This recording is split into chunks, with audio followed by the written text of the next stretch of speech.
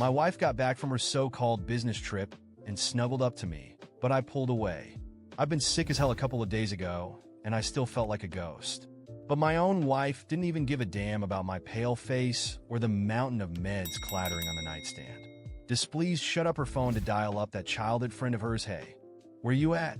I'm in a crap mood, come cheer me up. That prick on the other end had the balls to chuckle and say, didn't you just get back home? You want to see me again?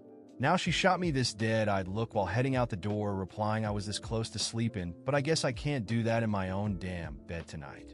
I just sneered and called up my lawyer. Please get those divorce papers ready. Ellen and I have been dating for 4 years and married for 6. Every folks around us knew I worshipped her. Even when she told me she couldn't have kids, I still stayed with her. But as time passed, the way she treated me felt like she was this woman I didn't even recognize. She went from being all clingy to straight up paranoid, believing what she wanted to believe. Whenever we had a little misunderstanding, she'd storm out of the house and run off to that jerk Gareth McKinley. If I lost it and brought up divorce, my wife would get on her knees saying sorry, swearing she just wanted to mess with me and that nothing was happening between her and her friend. Her mom would back her up, saying I should stick it out. It was just my wife's health making her act all messed up. And all her friends, they'd swear she never even went to see Gareth. And like a goddamn fool, I forgave her. That was until a week ago. A buddy recommended me this OBGYN. So I went to see the doctor, feeling like maybe things could turn around for me and my wife. Luckily, the doc said my wife's condition wasn't hopeless. I never cared much about having kids, but I thought, screw it, maybe having a kid would chill her out a bit. On my way back, I stopped by Urban Basket to grab some groceries. It was just getting dark when I stepped out, and damned if I didn't see Ellen's car stopping across the road. My gut told me to take a closer look, and there she was, sitting in the driver's seat. And right there, under the blinding headlights, my wife was kissing some guy torridly, like they were inseparable. The scene struck me like lightning, and the groceries fell out of my grip. Vegetables and fruits rolled out everywhere. When the light turned green, some jerk honked, snapping my wife and her fling out of their little bubble. Ellen rolled down the window, cursing at the car behind them. Gareth, that son of a bitch, just smirked, stroking my wife's hair. They didn't even notice me catching their affair. My wife's car just sped off right past me. I swear it felt like someone kicked my legs out from under me. The night air was cold, and the chill dug right into my bones, making me shudder uncontrollably. I don't remember how I got home, but that night I was burning up with a fever. I would have died if a buddy worried cause he couldn't reach me hadn't come and rushed me to the hospital. Turned out I'd suddenly developed acute pneumonia. When Ellen finally came back, she threw her suitcase down into the room. She smelled of some other dude's cologne. When she slipped under the comforter beside me, she didn't care enough to even notice my pale face or the meds littering the bedside table. I turned my head away from her and said, I'm not feeling well tonight. She got out of bed, looking down at me. Oh yeah, you just can't stand me now, right? Dang, it's not like I'm desperate for you anyway. Then she grabbed her phone and openly called that same damn number. Hey, where you at? I'm in a crap mood. Come cheer me up. I could hear the bastard's damn laugh through the phone. Didn't you just get back home? Want to see me again? Now? You really don't care if your useless husband gets mad? Huh? Ellen looked over at me with a mocking grin and laugh. Well, he's a useless waste of space anyway. To know why he's even got the dang nerve to reject me. She said it quiet enough that her other man on the line wouldn't catch it, but loud enough for me to hear every word. What? The bastard asked? Nothing. Just saying I can't even sleep in my own damn bed. Ellen grinned as she hung up and gave me one last look before picking up her suitcase. And then she just walked right out. There was a time I would have chased her. I would have apologized and held her no matter what bullshit she spewed. I would have appeased her with a gentle voice. But this time, when that door slammed shut, I didn't move a muscle. Just lay there in our bed alone. God, I'm so damn fed up with all her bullshits. The next day, for the very first time, Ellen came back early.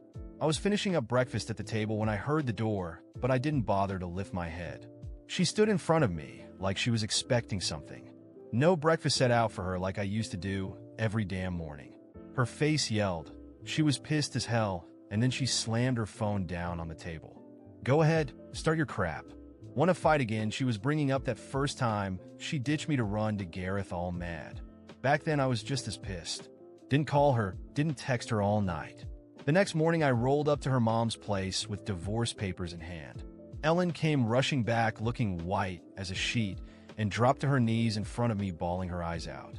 But then Mom's excited voice burst out before Ellen could say a damn word. "Oh, my son. Happy birthday, baby. I meant to call you yesterday, but we were out in the fields all day. You ain't mad, right? Tell me, how did you and Ellen celebrate?" Ellen froze, guilt flashing across her face as she looked at me. Yeah, my wife forgot my birthday, but she sure as hell remembered to go make out with her other man right in front of me. I snatched the phone back and pressed it to my ear, plastering on this big fake grin. Nah, how could I be mad, Mom? You and Dad, you're the only ones who ever cared about me. If anyone's sorry here, it's me, not being the son you deserve all these years. Hearing that, Mom quickly changed the subject, clearly worried I'd get upset. We kept talking. 30 minutes, maybe not once did we bring up my wife's name. By the time I hung up, Ellen's face was all twisted up like she couldn't figure out what to do. Fine. It's your birthday, so I'll let that money slide for now. But it's a loan, you hear me? You're damn lucky to have a generous wife like me. You know that? And about yesterday, well, you know that was your fault. If you just talked to me nicely, I wouldn't have left.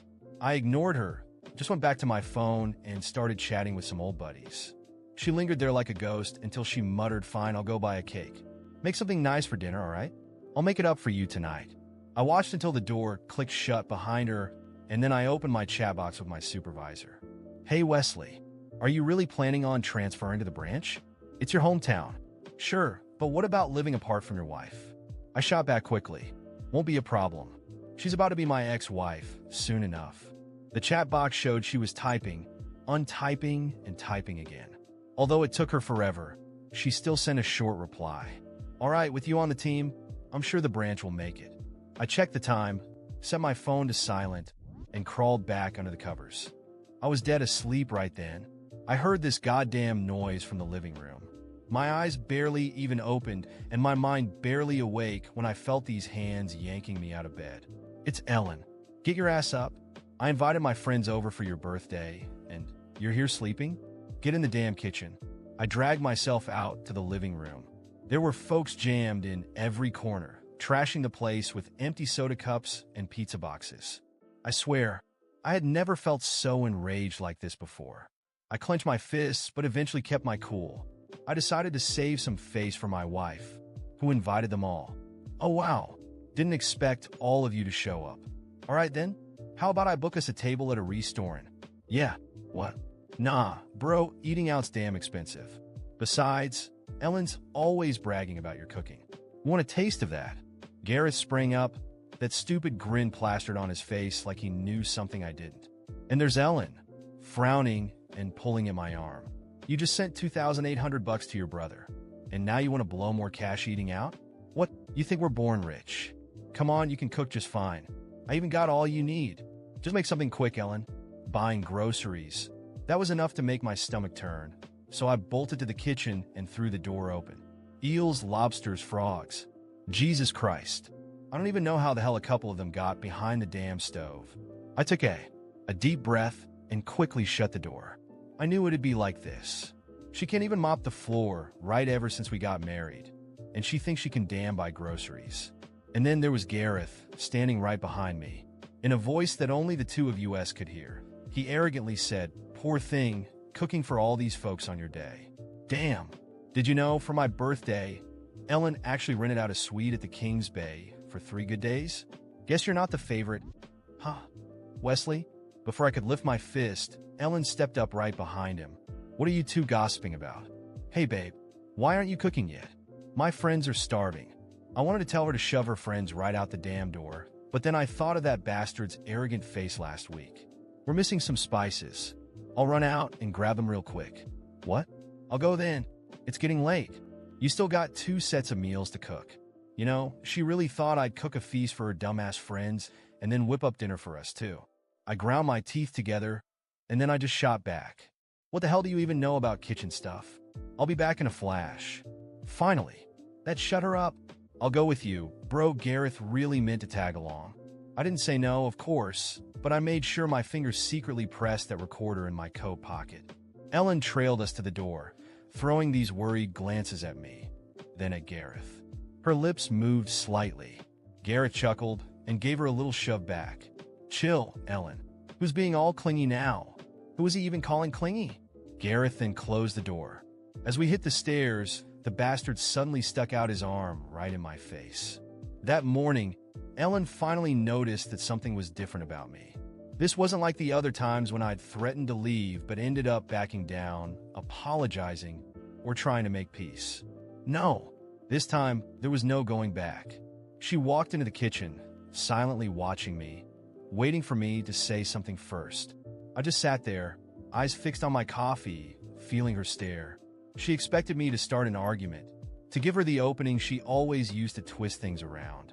But I remained still, as if surrounded by a glass wall that kept her words and venom away. After a prolonged silence, Ellen finally spoke, her voice sharp with impatience. So, you're just gonna sit there? No words? You really think this little act of yours is going to scare me? I took a deep breath, still focused on my coffee, feeling the irritation growing in her tone. It wasn't just impatience. It was discomfort, as if my silence was getting under her skin, throwing her off the control she thought she had over me. Silence was my answer, and it filled the room, stretching into every corner of the kitchen where, for years, I had made her breakfast as a sign of my love. Now, each small act like that felt like a bitter reminder of all I'd sacrificed for someone who clearly didn't value any of it. She kept staring at me, probably waiting for me to look up to give her some predictable response she could manipulate. But I stayed motionless, like a wall of stone, and I could see it was throwing her off. You know, Wesley, this silent treatment is pathetic, she said, voice dripping with contempt. You think you can scare me with this silent act? I know exactly what you're trying to do. For the first time, I felt a smile creeping onto my face. It wasn't the usual smile she associated with my kind, apologetic side. No, this was a cold, ironic smile, one that carried the weight of all the times I'd been stupid enough to fall for her games. I looked up, finally meeting her gaze, and for the first time, I saw a flicker of fear in her eyes. She hadn't expected this from me. That fear disappeared quickly, though, as she straightened her shoulders, determined to hold her ground. Don't worry, Ellen, I replied calmly. This time, there won't be any fights or drama. I just want peace. That's what I'm after now. I saw her expression shift, and for a moment, something that resembled concern crossed her face. Maybe for the first time, she understood that she was losing the control she thought she'd always had over me. The truth was, she'd lost that control the moment I saw her with Gareth, indifferent and guilt-free, right in that parking lot. She tried to mask her insecurity with a sarcastic laugh, as if my behavior didn't bother her. Peace, she said, voice dripping with mockery. Good luck finding that without me. You won't last a month on your own, Wesley. I was the only person who ever truly cared about you. It was the first time I truly laughed in a long time. Care about me? I asked, feeling the laughter bubble up. You think sneaking off to meet another man while your husband's in the hospital is caring? Or maybe caring is dragging me through the mud in front of your friends, making me cook while you entertain them. She narrowed her eyes, visibly annoyed, but I could see that my calmness was rattling her. Before, I would have tried to ease the tension. Now, I wanted her to feel it, to understand that I was done. Go on and think you're still in control, Ellen. Laugh it up if you want, but I'm already out of this marriage. At least in here, I pointed to my head, and soon it'll be official. She stared at me for a long moment before opening her mouth to retort, but the doorbell interrupted us. I knew who it was. The lawyer, here with the first set of divorce papers, ready for me to sign. Ellen's eyes darted to the door, and I saw a hint of panic in her face, like she was beginning to realize that this wasn't just an empty threat. I stood up, calmly walking to the door, opening it for the lawyer, who greeted me with a serious nod. Ellen, for the first time in years, looked genuinely lost, as if she had no idea what to say or do.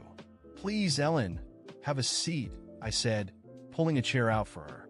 She hesitated but eventually sat down. With the papers in front of me, I took a deep breath. "This is just the beginning, Ellen," I said calmly.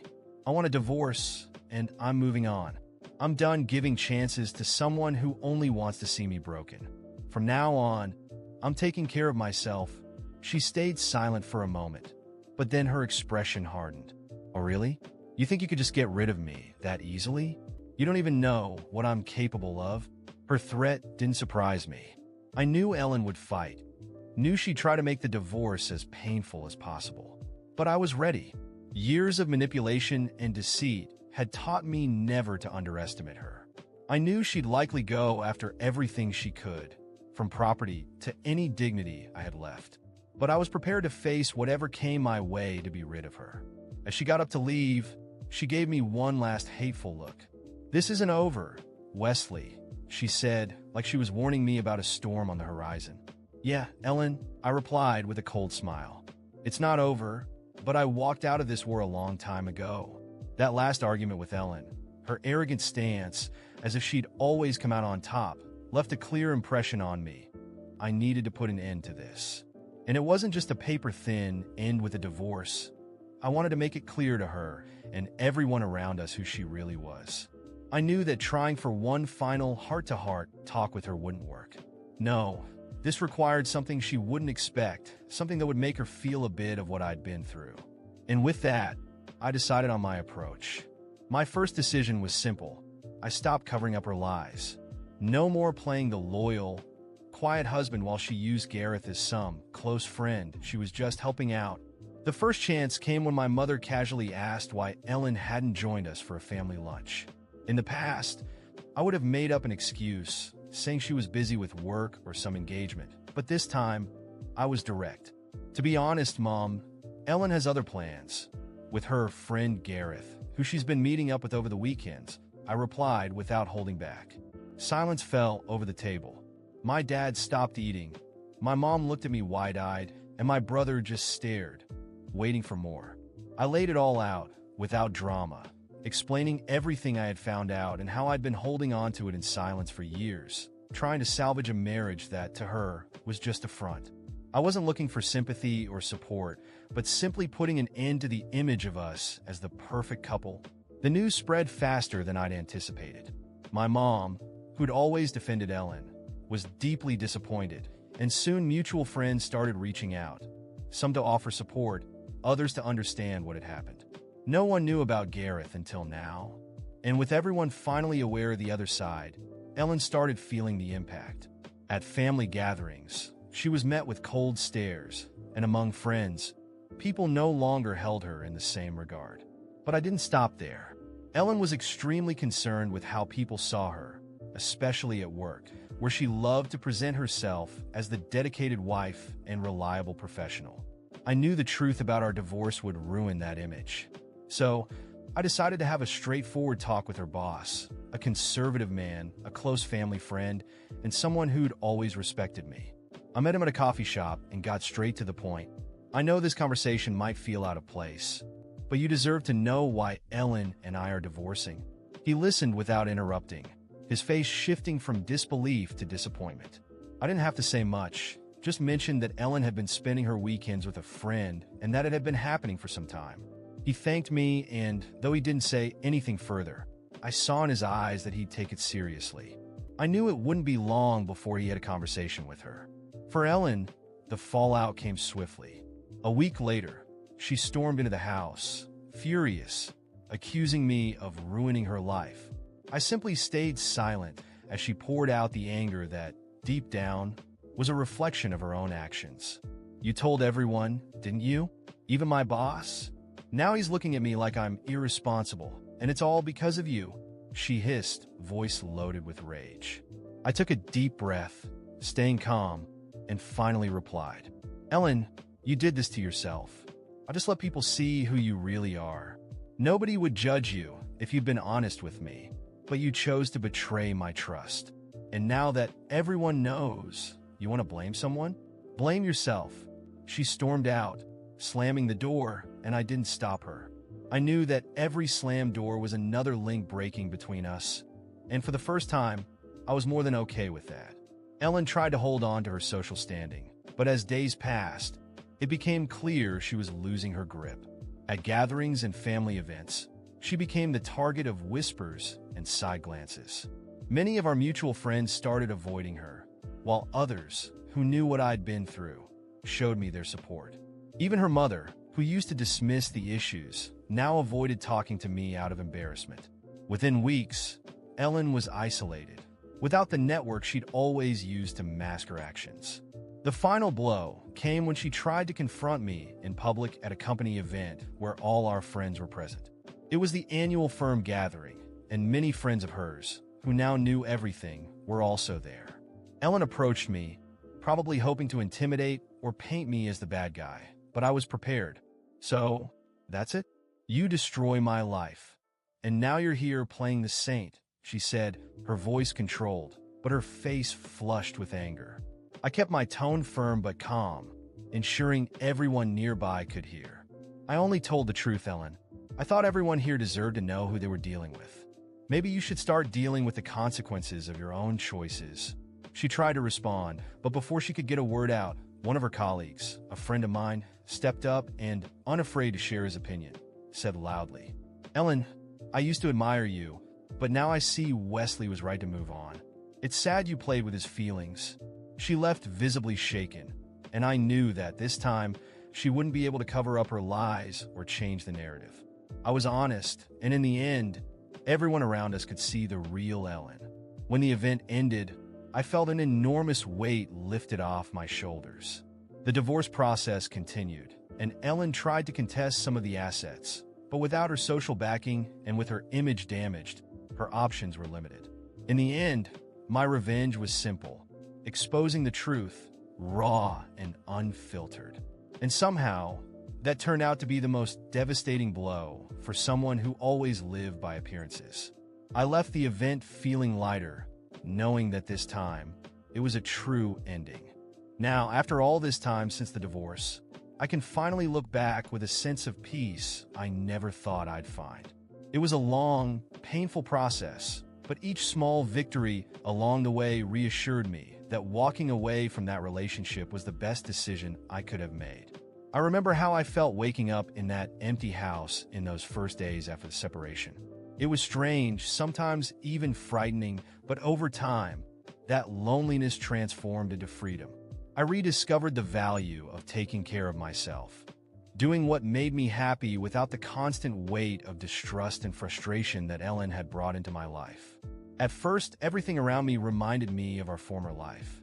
People whispered, friends and family would ask how I was dealing with everything, but gradually, I let go of the need to explain what had happened. Ellen, on the other hand, faced the harsher consequences. I'd hear from mutual friends that she was trying to rebuild her life, but people no longer saw her as that perfect woman she'd always portrayed. Her image was tarnished, and she couldn't hide behind the devoted wife mask anymore. Without the respect she once demanded, Ellen started to isolate herself. No one wanted to be associated with someone who had deceived and manipulated so openly. That, for her, was a punishment much greater than anything I could have imagined.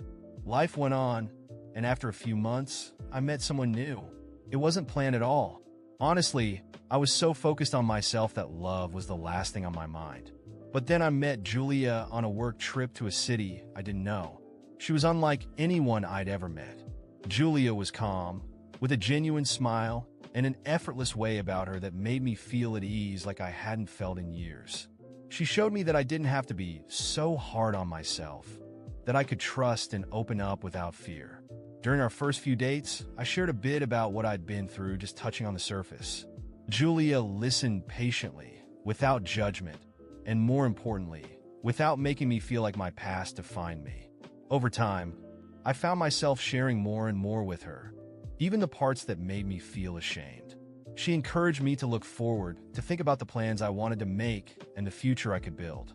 Each conversation with her showed me that life could be lighter, that love didn't have to be a constant game of manipulation and sacrifice. Ellen, on the other hand, seemed to spiral downward. I'd heard through mutual friends that she was still with Gareth, but their relationship was far from the fairy tale she'd imagined. Over time, Gareth revealed himself to be the opposite of what she'd hoped for. Selfish and now entirely dependent on her emotionally and financially. I heard rumors that he treated their relationship like a personal victory, parading Ellen around almost like a trophy. Her few remaining friends told me that she'd begun to see Gareth wasn't truly committed, that his interest was just fleeting, and now that they were together, whatever thrill she once felt was gone.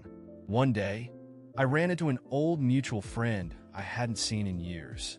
We talked about many things, and she eventually brought up how Ellen was doing.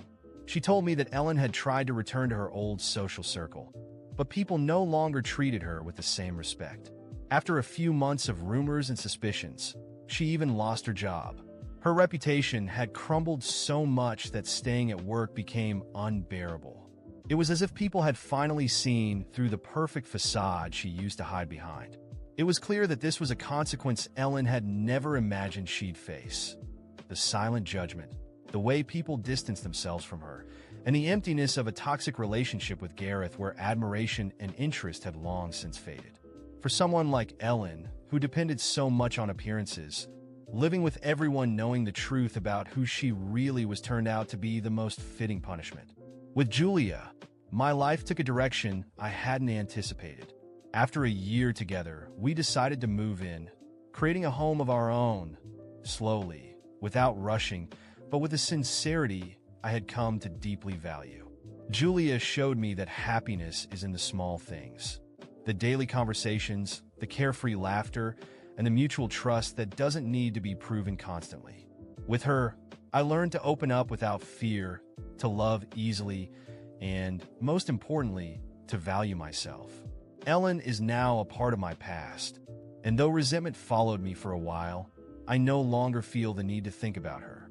I heard through acquaintances that she and Gareth had serious financial problems. He continued taking advantage of her until the debt became overwhelming, and she eventually had to sell the apartment they lived in. What she was left with was a tarnished image, a failed relationship, and the weight of choices that, deep down, were always hers. In some way, I found my peace. Today, I'm grateful for what I went through because it led me here to someone who truly understands and accepts me. Ellen, on the other hand, is still trapped in a world of illusions, slowly crumbling. And perhaps that's the truest form of revenge. Knowing I moved on, build a life of substance and fulfillment, while she's left with the life she always wanted, a life of appearances, empty, without anything real.